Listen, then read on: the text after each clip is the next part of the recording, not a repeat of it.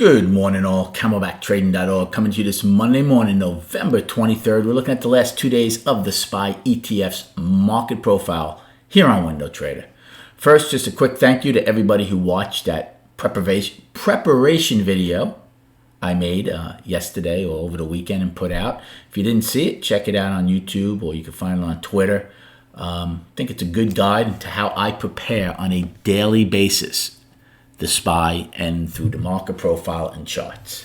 Now, let's get to what's going on today. So how many people who went home short over the weekend with visions of grandeur in their head after what L&M did, hoping, wishing to gap lower out of an inside day, go and take out last week's low, which is right here, and have an inside week down and start flushing out, only to wake up this morning and see where we're trading. We talk about M period all the time. Price is just an advertisement. We were 12 wide. That's an incredibly visual POC. They attempted an L, M, and N to force this market down shorts. And now we have a double distribution in the overnight. This is Friday night. This is Monday morning. These were two ticks in N and now up in A and B from on Friday that traded up here. This is nothing traded in between here. So we have a pretty wide POC from Friday night down here, pretty wide POC from Monday morning here. As of right now, the price probe and or price spike totally being rejected. Now everybody's going to say the overnight inventory is long. We have to put things in perspective and context. All this market did in the last hour and end period was shorts pushing this down.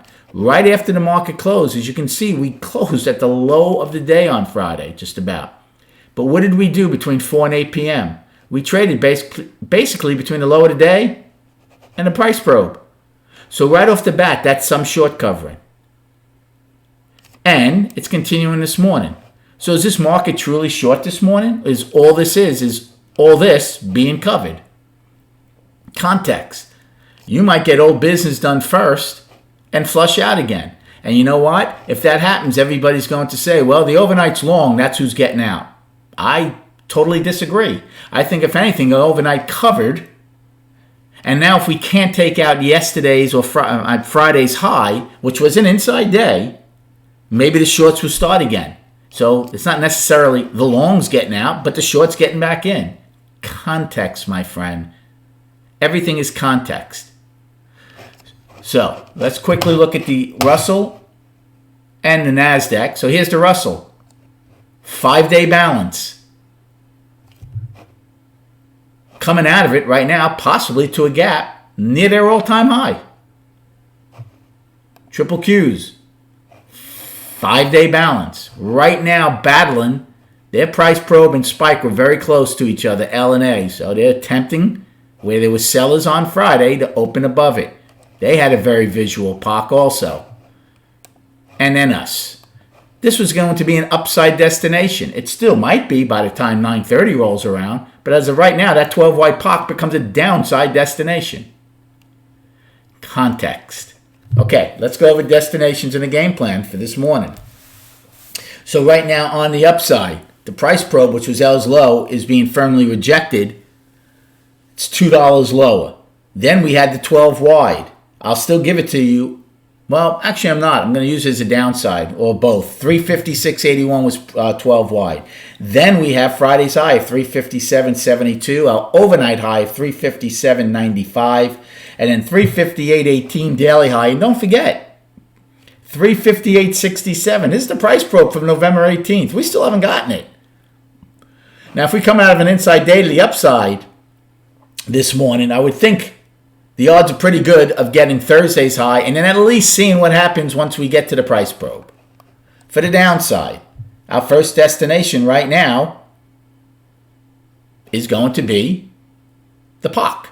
Of 356.81. Then until we get more market-generated information, we don't have anything until the day's low of 355.25 and the overnight Well, we have the afternoon pullback low. By the way, we never got it on Friday. You got it in end period, but the bell saved it. But that G low from the 19th held, the 355.19. Then we have 354.25, our overnight low. And then we have the weekly low of 354.15. And that's incredibly important because it's an inside week. And it would also stop the one-time framing up if you take it out. Below that is 351.26. And then the bottom of our balance and the other weekly low of 350.51. So what is the game plan for this morning? Well, we still have 75 minutes to go. A lot can happen. A lot can happen. We can have short covering continue. You might get FOMO buying coming and take it out. The bottom line is this. We had an inside day on Friday. When you come out of an inside month, week, day, you go with it and monitor it for continuation or lack of, which is just as important. So if we take out Friday's high, you should be looking for a long. Now, if we end up gapping higher this morning in the next hour or 70 minutes, it depends on the size of the gap. If we're going to gap higher right near that very, very visual price probe that we haven't been able to get, I don't know if I want to take a long just yet. They need to get accepted into there. Remember, we had a double distribution day that day. I know ES didn't, but SPY did. If you get accepted into J's range from the 18th, well, then your next destination will be the upper end of the lower distribution. But they have to prove that. So if you're to get up here, might possibly take a short play, even though it'll be higher value, because until they prove they can get above it and not just say get to it, that's going to be important.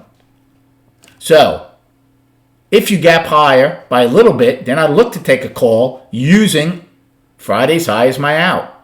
And then I'd look for destinations of, remember the preparation, M's high, then the price probe. If we don't gap higher and then take out Friday's high, I'm going to do the same thing on a call play. If we fail at Friday's high and don't take it out, or you get above it and then come right back in, a couple of things then you have to really be aware of. If we just, right, we always say if you look above a previous high and come back in and get accepted back into the day's range, the hair on your neck has to stand up. Well, you always have to keep that in mind. And this would be even more powerful for a couple of reasons. Number one, it would be coming out of an inside day to the upside that could possibly fail. And then if you come in, you have a very visual POC. The odds of getting there would be very good if you fail above Friday's high. And then if you trade all of it, get into M's range, get accepted, well, guess what the ultimate destination is? The bottom of M's range. So there's a lot that can happen here with the inside day, inside week. Remember, we have an inside month that barely held on Friday. Barely held, but it held. So these are all things that we have to take into account as we're preparing for today's trading. You're inside CamelbackTrading.org's voice channel room, watching the profile stream live. You're getting all of this up to the second updates. Chart-wise, monthly, again, we have a little over a week to go in the trading month, inside month.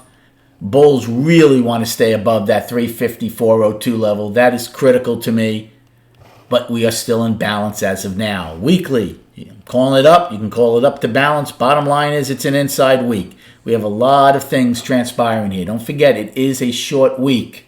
So it's going to be interesting when we come out of the inside week, how it plays out because it's a short week and a holiday week.